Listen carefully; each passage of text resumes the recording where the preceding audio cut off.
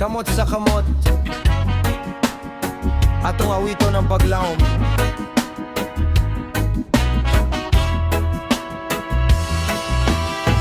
Musubang ang adlaw sa silangan, bagong paglaom ang atong dalan. Bisan unsa pa ang kalisdanan, dili mo hunong ang katahan.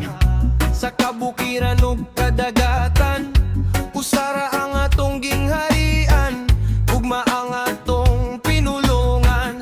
Kalinaw ang atong andumanan, ayaw tugot iyang kasuko, nga mupuli sa gugman nato.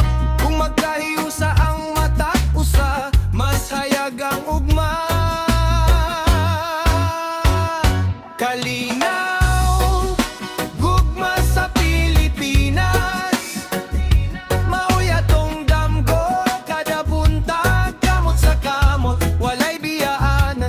Usa ka nasod, usa ka kasing-kasing.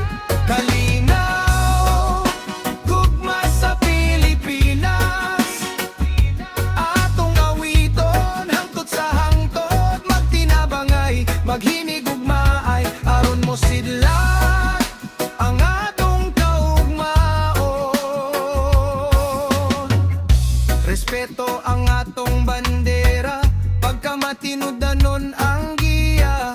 Sa matag balay ug eskwelahan, magsugod ang kausaban. Dili na to kalimtan,